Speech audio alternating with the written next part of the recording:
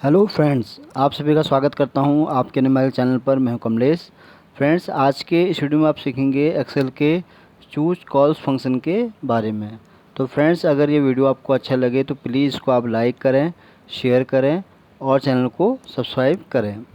तो यहाँ पर फ्रेंड्स, चूज कॉल्स फंक्शन के का मेन क्या काम होता है एक्सेल में, जैसे आप देख रहे हैं कि नेम से आपको पता चल रहा होगा कि चूज कॉल्स फंक्शन, यानी कि ये क्या है कि कोई भी एक पर्टिकुलर कॉलम को आप चूज करके उसका रिजल्ट वहाँ पर आप ला सकते हैं। अब कैसे ये फंक्शन काम करता है इसको हम सीखेंगे आज के इस वीडियो में। तो यहाँ पर देखिए, मैंने एक तरफ सेल्स पर्सन नेम रखा हुआ है, एक तरफ है मेरे पास मंथ और एक तरफ है मेरे पास सेल्स। अब यहाँ पर क्या है कि हम चाहते हैं कि इस जितने भी हमारे पास 3 कॉलम है, यानी कि सेल्स पर्सन, मंथ और सेल्स वाला जो कॉलम है, इसमें से हम चाह रहे हैं कि कोई एक पर्टिकुलर हमें यहाँ पर कॉलम चाहिए यहाँ पर, तो उसको हम कैसे यहाँ पर ला सकते हैं।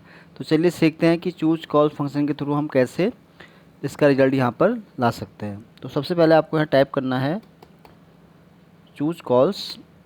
जब आप टाइप करेंगे, अगर आपको इस पर फंक्शन के बारे में और अगर सीखना है तो यहाँ पर आप पूरा पढ़ सकते हैं। डिस्क्रिप्शन में लिखा हुआ है रिटर्न्स कॉलम फ्रॉम एन एरी या रेफरेंस। अब यहाँ पर आप एरी मतलब ये हो जाएगा आपका टेबल, तो आपको इसमें से रेफरेंस देना पड़ेगा किसी एक पर्टिकुलर कॉलम का जिसका भी आपको डेटा यहाँ पर चाहिए, तो उसके अकॉर्डिंग ये फंक्शन यहाँ पर काम करता है। बाकी और डिटेल में अगर आपको जानना है तो इसको आप यहाँ से रीड आउट कर सकते हैं।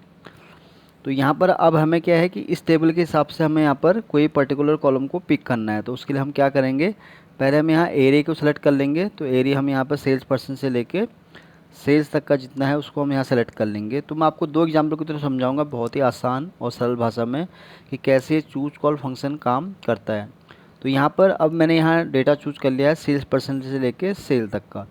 अब यहाँ पर अगर हम चाह रहे हैं कि अगर हमें मंथ का ही यहाँ पर अगर कॉलम का डेटा चाहिए तो उसके लिए हम क्या करेंगे यहाँ पर, तो यहाँ पर हमें कॉलम का नंबर देना पड़ेगा। अब कॉलम का नंबर आप कैसे यहाँ डिसाइड करेंगे, तो जहाँ से आपका टेबल स्टार्ट हो रहा है, यानी कि स्टार्ट जो कॉलम है उसको आप वहाँ से काउंट करेंगे।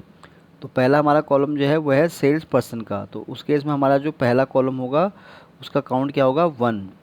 और मंथ हमारा क्या है सेकंड। तो यहाँ पर हम मंथ हमें डेटा चाहिए तो उसके लिए हम यहाँ टाइप करेंगे मैनुअली 2 और इंटर प्रेस यहाँ पर करेंगे।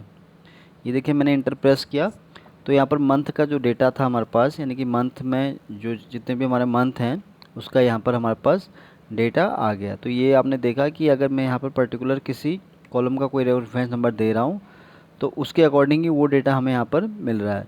अब इसी तरह अगर मैं 3 टाइप करता हूँ तो आप देखिए ये जो सेल्स वाला जो डेटा है वो यहाँ पर हमारे सामने आ गया है।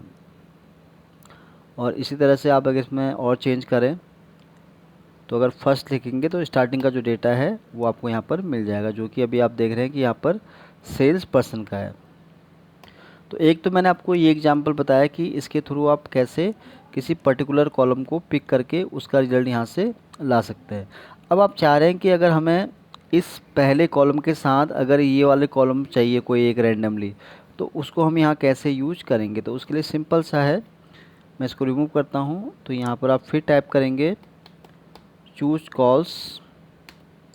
तो यहाँ पर पूछ रहा है एरी। अब एरी हमारा क्या है, जैसे हमने पहले सेलेक्ट किया वैसे ही हमें इसको सेलेक्ट करना है। सेलेक्ट करने के बाद, क्योंकि अगर आप चाह रहे हैं कि अगर ये पहला वाला जो सेल्स पर्सन कॉलम है ये भी आपको चाहिए और साथ में अगर आप चाह रहे हैं इसके साथ आपको सेल्स का डेटा चाहिए, तो उसके लिए आपको ये जो पहला वाला जो सेल्स पर्सन वाला कॉलम है इसका आपको यहाँ पर कॉलम नंबर रखना पड़ेगा, जो कि हमारा है 1। अब क्योंकि सेल हमारा क्या है वो है हमारा थर्ड कॉलम, यानी कि फर्स्ट, सेकेंड एंड थर्ड। तो उस केस में आप यहाँ टाइप करेंगे 3 और इंटर प्रेस कर देंगे। तो यहाँ पर आप देख रहे होंगे कि हमारे पास डेटा जो है अभी सेल्स पर्सन के साथ यहाँ पर हमारे पास सेल्स का डेटा भी हमारे पास यहाँ पर आ गया है। अब इसी को थोड़ा और मॉडिफाई करके देखते हैं। अगर आप चाह रहे हैं कि सेल्स पर्सन के बाद अगर आपको मंथ यहाँ चाहिए तो उस केस में हम यहाँ पर क्या करेंगे, पहला तो हमारा 1 ऐसे ही रहेगा क्योंकि स्टार्टिंग हमारा डेटा का यहीं से हो रहा है, तो इसको आपको नहीं चेंज करना है।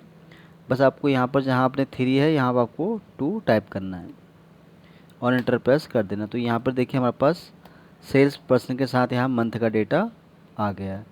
तो ये मैंने आपको बताया फ्रेंड्स बहुत ही आसान और सरल भाषा में कि कैसे चूज कॉल फंक्शन एक्सेल में काम करता है। तो फ्रेंड्स, आज के वीडियो में बस इतना ही है।